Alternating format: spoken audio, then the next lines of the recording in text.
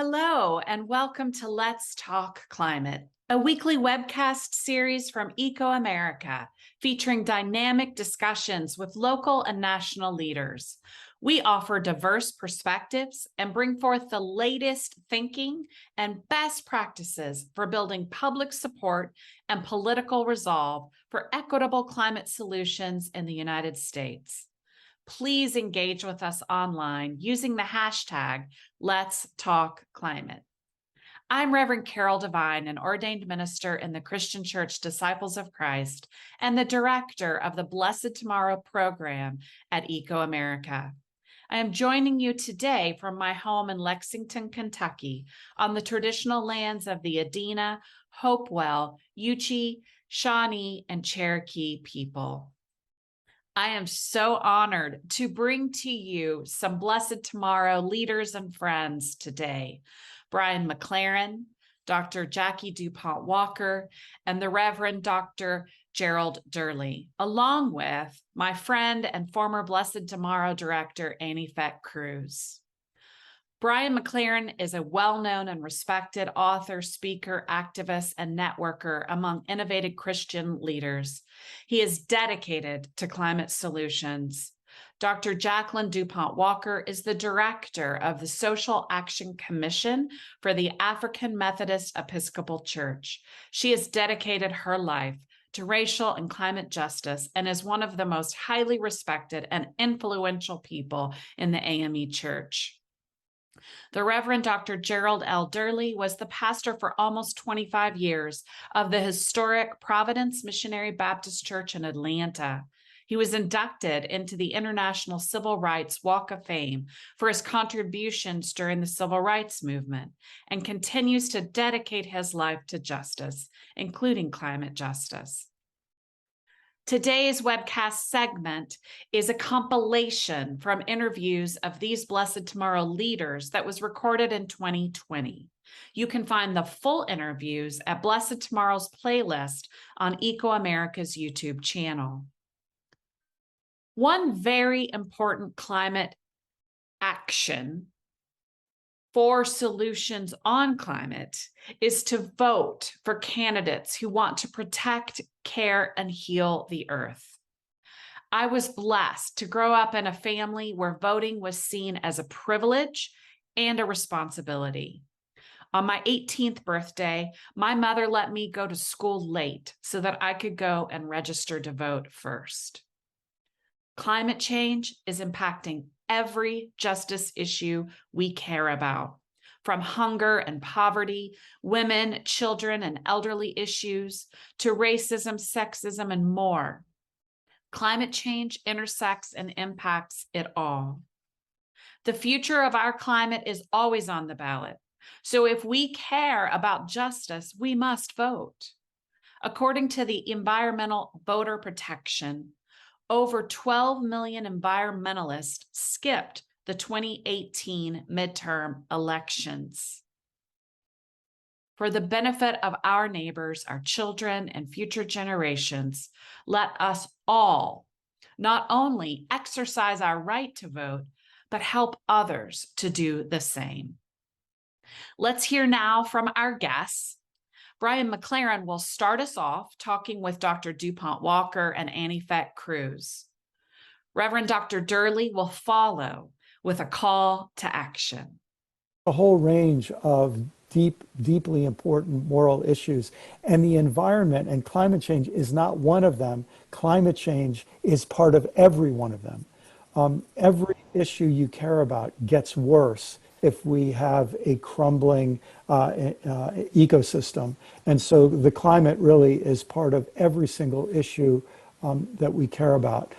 So for example, I work with Vote Common Good, and Vote Common Good is trying to help Christians own a broad range of moral issues and help people of faith to understand that their faith should motivate them not just to care about their own faith, but also about their neighbor's faith. And because all of us want to breathe clean air and drink clean water, we better care about the earth, and we better care about the climate. I think about a group like, I should say that one of the things we've done is, if this would be of interest to people, is we prepared some really thorough but also understandable resources to help clergy and church leaders know what they're allowed to do within 501c3 limits. And there's a whole lot of freedom that people have, and we want religious leaders to go to the very limit of what they're allowed, not to go beyond it, but to use all the freedom that they're allowed. I look at a group like Franciscan Action Network. If anyone's interested, you could go to franciscanaction.org, and they're putting out powerful videos about the moral imperative to vote.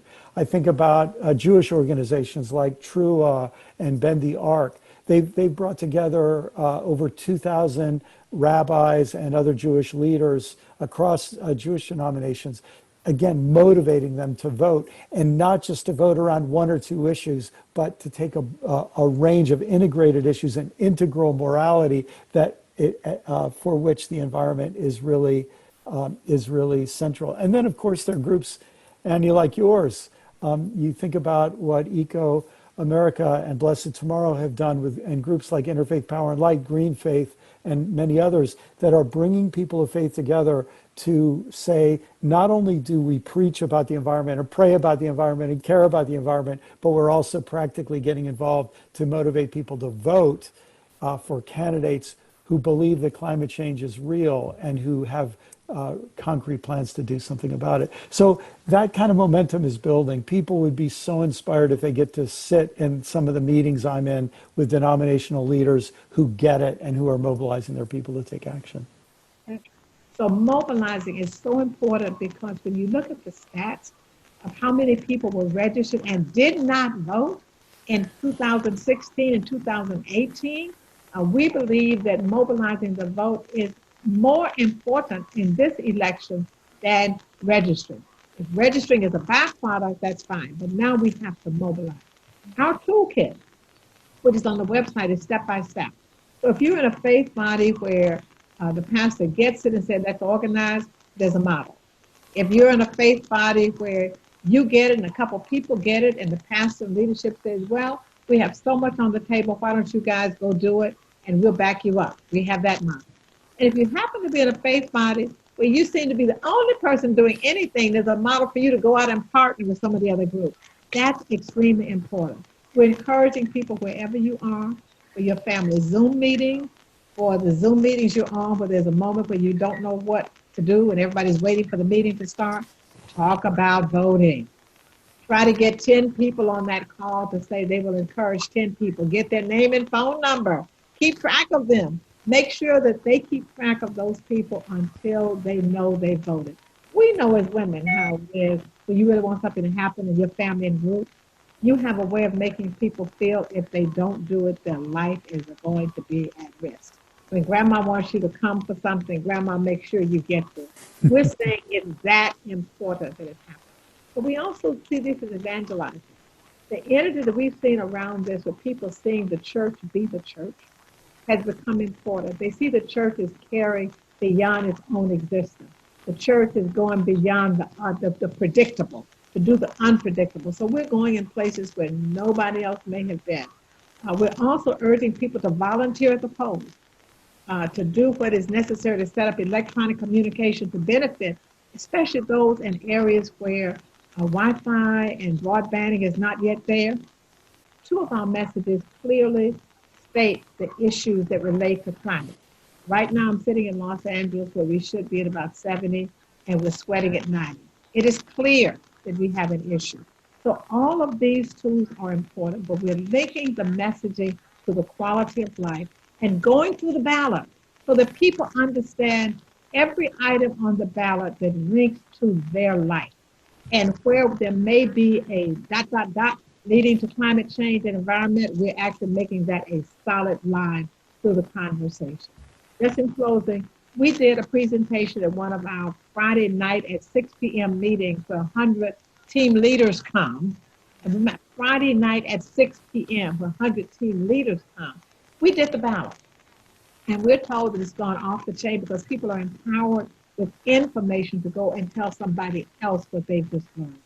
And that document has been shared, and I don't know what trending is, but I would assume it's close to trending from what I'm seeing.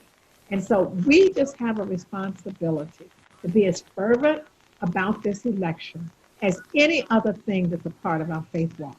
And that has come alive in 2020 in the strongest way since AME Alert has been around. And so that's what we see in 2020. And we plan to take this on to the interest in the environment. Because if we can wake people up and draw the line and make the connection and create the linkage, then we have to not back up after November 3rd. Engage. Find a way just to talk to someone about this, even if you are skeptical at this point, just to talk about what happened. I guarantee you that in any conversation, you will find out how important it is that the ballot has something that affects something you care about, whether it's a judge, whether it's a state legislator, whether it's a county sheriff, whether it's a district attorney. So we're not just talking about the top of the ballot. It is very important. If you just read how voting is protected, it is very important who goes to Congress, who goes to the House, and who goes to the Senate in impacting. And when you read the history of what happened in 5 elections where the decision was not made by the Electoral College, I think you will be at the polls 24 hours, just like they do at the stores to get the newest phone. You'll be there to make sure that you are the first people your ballot is counting. Early voting is important. Help people find the resources. We're a little skittish and we're asked to be protective with social distancing. There are resources. I mean, this week we'll be talking to a consultant for Uber and Lyft, and they're talking about how they can engage. And so keep track of what's happening. For example, on our website, when you go and you click register to vote, that's a way for you to check your registration. Do not take for granted that you're in a place where it could not possibly happen. I know my fellow Los Angelinos don't want me to tell a family secret, but in 2018, some 10,000 names disappeared from the ballot because of an electronic glitch. Those people knew they were registered to vote, and it was a glitch. We can say it wasn't voter suppression, but as my dad said, if you're killed accidentally, you're just as dead. So if your name is off the ballot, you're just as unregistered as if you didn't. Confirm that you're registered to vote. Anyone you see, take them to our website, click on it, confirm that you're registered to vote. And guess what happens? As a result of you signing up with our website, we'll remind you when the deadline is to apply for an absentee ballot if you need to. We'll remind you what the deadline is to return your ballot. We'll remind you when it's election day. We'll tell you when you click another button where your polling place is. One-stop shopping. Love it. I could just listen to Jackie all day talk about this. It's so inspiring, and I really do hope that others listening are just finding that one thing, digging in where you are, where you can, and starting there. It's not about doing it all at once if this isn't something you've done before, but check your registration, check out the resources that we're sharing, find someone in your community that you can work with, those 3, 6, or 10 people that Jackie was referencing that you can reach out to and encourage them to do the same. Like so many things in life, a personal contact makes so much difference. And parents, grandparents, friends, siblings, teachers, everybody putting out a word. And sometimes it really helps to ask the specific question and ask for an answer. Can I count on you to vote? Hey, I know you care about climate change. Can I count on you to vote with that in mind? And give yourself permission to ask a question like that. That could really make the difference for somebody else. That is so true. Yeah, absolutely. And there's so many distractions out there. And so if you happen to be somewhere or have an opportunity to set the conversation, set the stage, then talk about the voting and talk about your voting plan, what you plan to do, and ask someone about their voting plan. And engage them in those moments and talking about how they're going to do it. And people will say politics is too messy. We know it's going to get nasty. That's what happens in the last few days. But begin now to engage with people so that they will understand that voting is still the priority, even if there are some hit pieces that come out. and it looks ridiculous. It's important to stay there. I think we are very grounded in our faith in ways that we believe we should be, and stay prayed up. The intercessory prayer warriors are needed more than ever in this last 30 days. So in the process of our daily prayer, add on a few, have some intercessory prayer warriors. The two words that come to my mind, the first one is courage. You know, a lot of clergy, I'm sad to say this, but it's true, a lot of clergy are afraid to speak up about issues, including climate, because some members of their congregation don't want to hear it. And I wish that those clergy members would have the courage to do what's right, to speak up about race, to speak up about poverty, to speak up about peace, but especially to speak at this time, too, about our planet that needs us to stand up and protect it from greed and ignorance. So I wish that clergy would have courage, but here's something else. I wish that every individual would have the courage to use their social media, to use other media that they have to, that you don't have to fight with anybody, you don't have to insult anybody. All you have to do is say what matters to you. You know, to set an example by saying, one of the reasons I'm going to vote for so-and-so is because they really have a conviction to care for the planet and care for the climate. And that's something that matters a lot to me. You aren't insulting anybody, but just have the courage to say what matters to you. That's something I would wish for people. And then the second word is collaboration. You know, some problems are way too big for any one group or organization or sector or institution to solve. People of any one religion aren't going to solve climate change.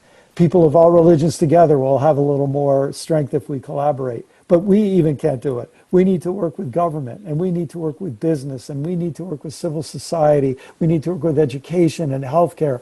Across all of these sectors, there are some problems that are so big, they call for courage and collaboration. Those are my two key words.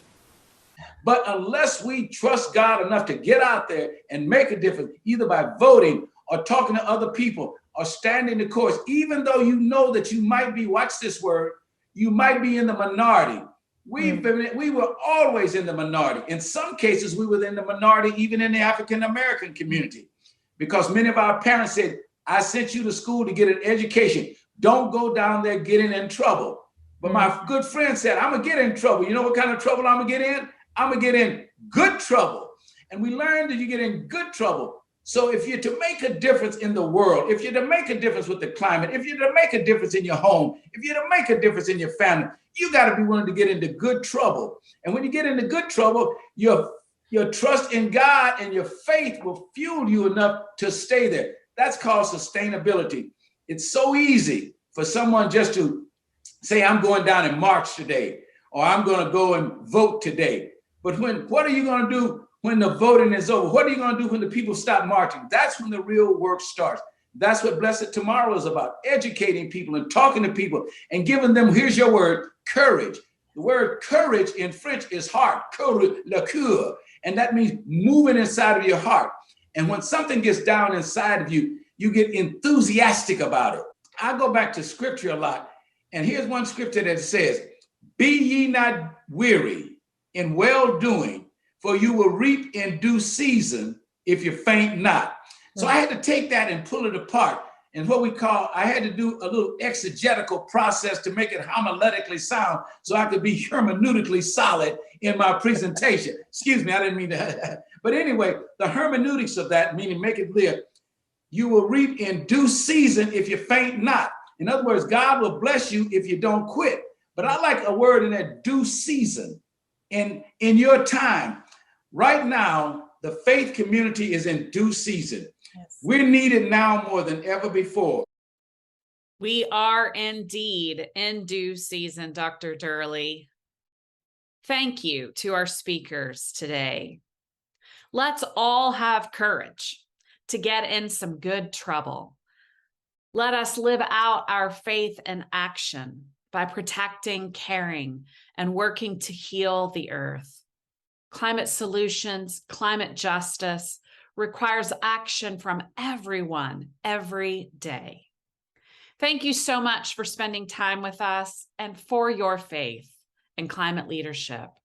Engage with us online using the hashtag Let's Talk Climate. And be sure to subscribe and follow Blessed Tomorrow for the latest thought leadership, resources, and episodes on climate action and advocacy. From all of us at ecoAmerica and Blessed Tomorrow, thank you for being with us. People of faith are the perfect leaders for climate solutions. We all stand together on God's holy ground. We need everyone every day.